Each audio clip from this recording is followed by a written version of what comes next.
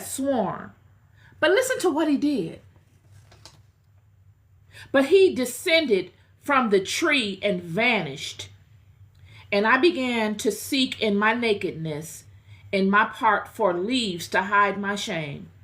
But I found none, for as soon as I had eaten, the leaves showered down from all the trees in my part, except the fig tree only. But I took leaves from it and made myself a girdle, and it was from the very same plant with which I had eaten. So it wasn't an apple tree she ate of a fig tree. And it was of this fig tree that was the only thing that remained that she could use to cover her nakedness. The scripture is saying that she is in an environment that understands her development. The environment around her, the earth and everything around her will flower out in its due season, depending upon what level she ascends to. Newness will show at each level of her ascension. But because she partook of something that she should not have at that stage, she was given something. She wasn't supposed to be given it. She was supposed to ascend on her own and come into the organic knowledge of this thing. But because she didn't, and it was corrupted by desire and lust, her mind has been open to a number of newness that she should never have been exposed to at that level. It's just like a righteous woman coming into a situation with a gigolo and he takes advantage of you. And now your idea of men are thwarted. You never experienced anything like that. You never thought that could happen to you. And you've been taken advantage of psychologically, emotionally, and physically. The veil is torn. You feel dirty. I want to cover myself up. What do I cover myself up with? How do I get back that sense of wholeness that I had before this happened? And he, like gigolos, what does he do? He immediately leaves. He don't even say bye. He didn't even say bye to her. That's just like you dating a guy and you really, really like him, and you've created all these ideas in your mind of a life with this person, and you ain't even went on a date with him. You just talking whenever you can catch him. Whenever he comes to talk to you, it's the best day of your life because, wow, he doesn't come often. Yet every time he comes to talk to you, he's coming with a agenda to get one step closer to what he really wants. But you'll justify it because you like him. And then when he gets what he wants, he doesn't treat you in the manner in which you expect that you see yourself worthy to be treated of. He doesn't see your gifts and all the goodness that you want to give him. All he wants is what he wants.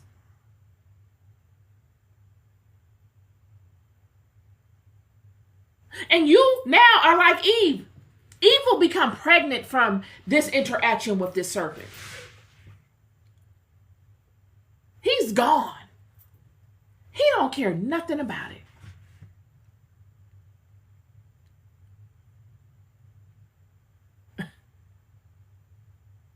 But this mindset would be planted in the daughters of Eve. And this is what I want you to get.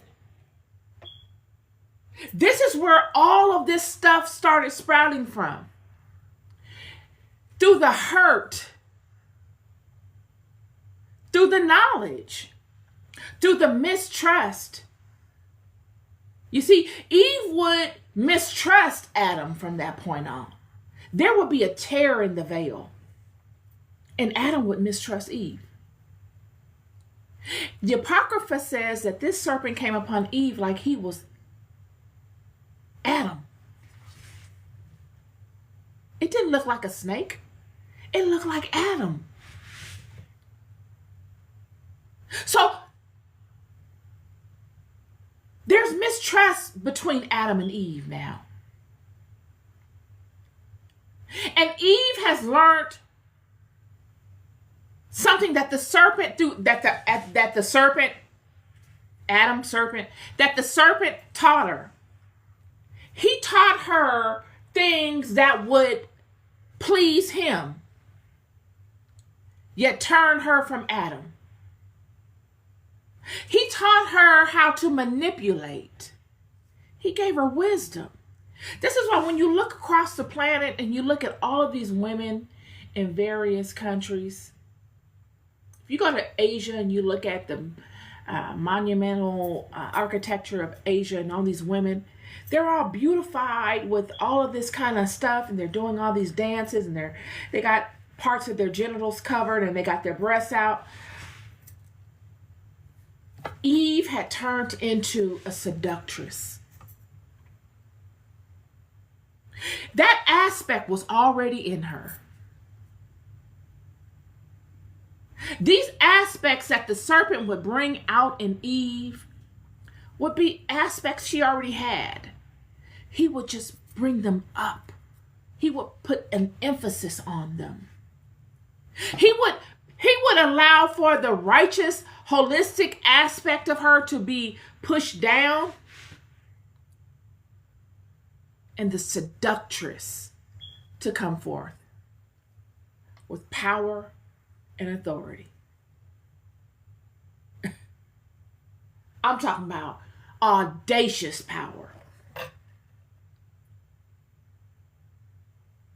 If you want to come into a knowledge of audacious seduction, nobody did it better than the Eves, those that were turned after the serpent came.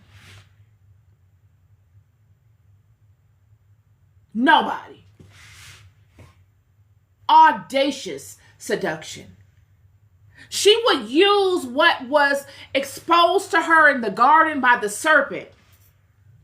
She would reverse engineer it and master it. But isn't that what women do? You get mistreated by someone, or you experience certain types of situations. You learn the strengths of them by way of your experiences with them. How else will you know the effects of a thing? Who would know better? And you begin using those effects to impose dominion upon others. This is what was going on. She began, I'm telling you, she was already something before it. But after this information, see, the serpent, God came to Adam and gave Adam information on good and evil, the righteous way. The serpent would come to Eve and give Eve information on good and evil, only in particular ways that will serve him. She was the master at seduction because the serpent taught her. Tantra, how to move her body, how to oil herself up. They were already physically fit. They walking everywhere. You ain't got no car. And she was using it. And if you weren't wise like the serpent or those amongst them, she would dominate.